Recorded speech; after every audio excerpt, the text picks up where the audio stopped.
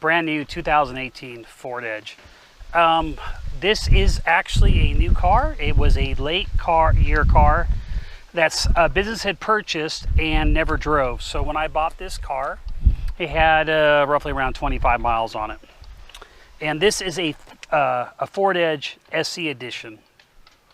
And it is not an SEL or a Titanium or whatever Titan or one of the other editions are. And I'm going to talk about one of the reasons and the review of this car. I bought an SE edition. So the Ford Edge is very similar in a stock format as my stock base model Ford Mustang. They actually seem to share a lot of components and very, very common setup.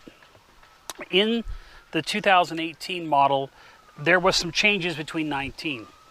So if you're looking at a 19 model, this review would be a little bit different. They actually added some features and changed the front end look of the car. I really do like this car, and I'll talk a bit why I bought a standard edition car. But really this car wasn't for me. I drive the 2019 Mustang. This is for my wife. My wife likes SUVs, and being a realtor, she needs a lot of space. When I did research on the car, this 2018 won Best SUV of the Year award for, I believe it was a 5-seater SUV, not for the 7-seater. And one of the things they brought up was it had the most trunk space of a 5-seater, and it had one of the best air conditioning, which trunk space and air conditioning are my wife's two biggest requirements on an SUV. The reason I went with the new car over a used one, like an SEL. So my wife had a 2010 Ford Flex SEL, and one thing she complained about is it burned her legs having leather seats. She didn't like that. And so getting an SE, you get cloth seats.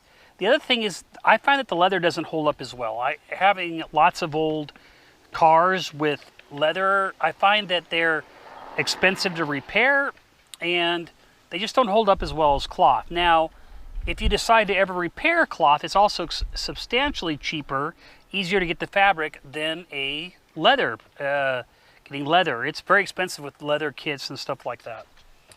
So, my wife's only complaint really about this car is the fact that the SC does not have the automatic latch. Now, they may have added that in 19, I don't know.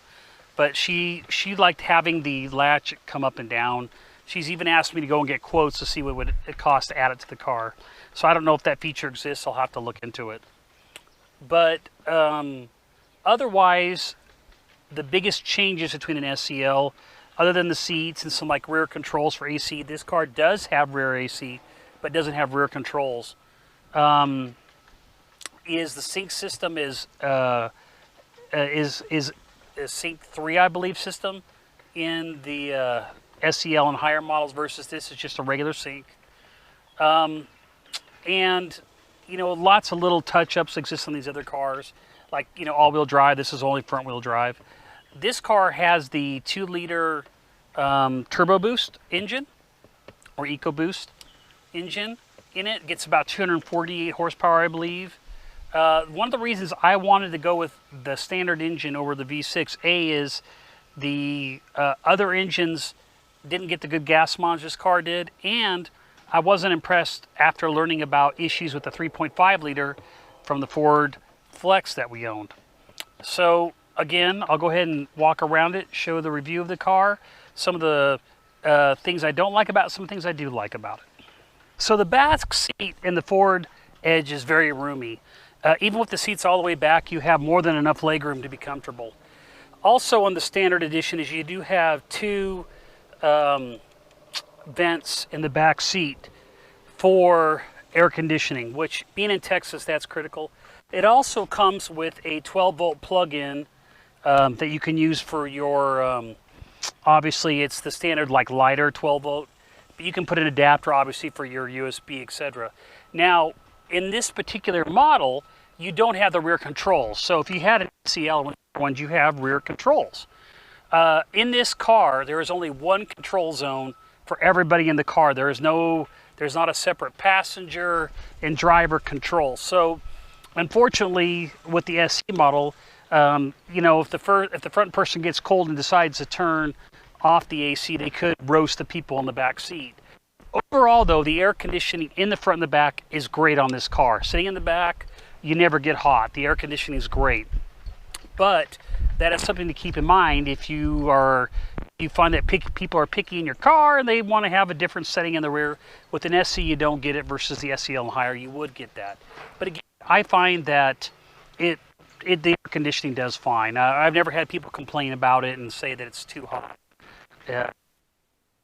The other thing to keep in mind, the SE seats are not adjustable by a mechanical means or electrical means. It's the old standard bar for all the seats to adjust.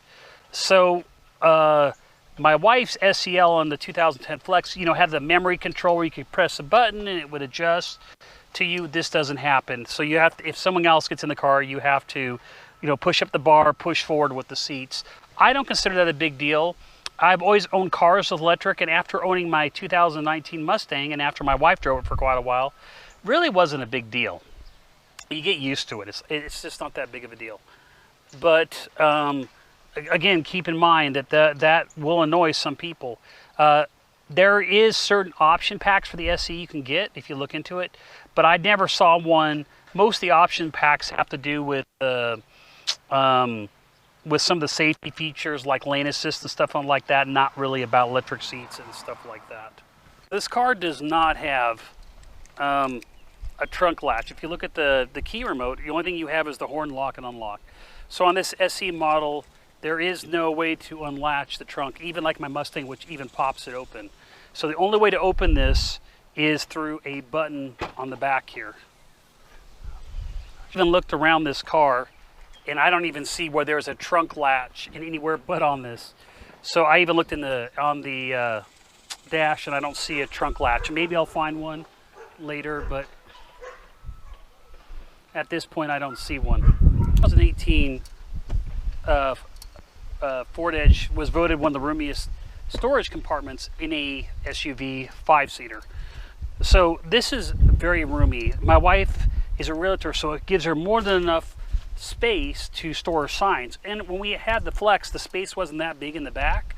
She had to drop the seats all the time to store her signs. What she likes about this car, she can leave signs in here and not have to take them out every time, and still leave the seats in the back position.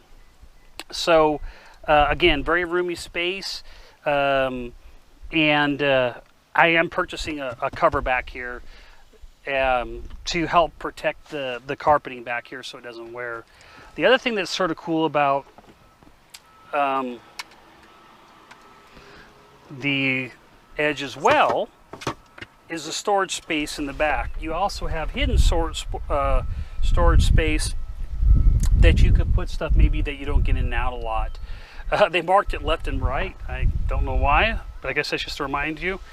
And this model did come with the spare. I know that wasn't considered an option, but I personally would never buy a vehicle without a spare tire. The thing my wife hates most about this car is it does not have, again, the thing that my wife hates most about this car, it doesn't have an automatic door shut button on it, so it'll shut the door for you. So they do put a handle in here to help keep you from touching it. The good news is you really don't have to slam the car to get it to shut. Just, you know, my wife being short finds this inconvenience. Walking around the front of the car, you will notice that the SE edition does not have the fog lights. The SEL edition does. So in the front, you have two black covers that cover that location. I think they're ugly, but for the most part, they're not such an eyesore where you really notice it. Other than the front where the lights are missing, pretty much the rest of the car will look standard, the same as any SEL. Certain SEL and higher models will have the option of painted stripes on the doors and stuff like that. This is a very basic charcoal gray color, and the reason this color was selected was pretty much that was the car in the price range I wanted to spend that was available on the lot, and my wife just didn't like white cars. The mirrors have the standard passing small mirror on them. This car did come with Michelin 245 tires. The interior of this car is very basic. You will not notice much of a difference as far as the dash over an SEL or higher edition. The dashes are typically black with a gray accent, and the door panels have a matching color scheme of the seats. This car has the ability to turn off and on the traction control and has an electronic emergency brake.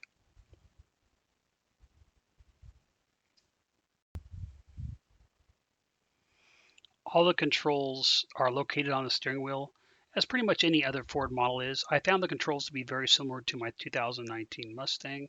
The controls for your sync are on the steering wheel, and the ability to change your trip, your display, are all very similar to any of the Ford cars. There isn't many options as far as what you can change.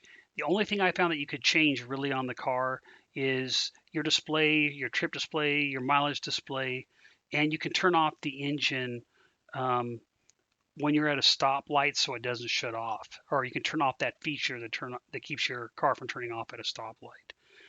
Other than that, there was not a lot of features on this car.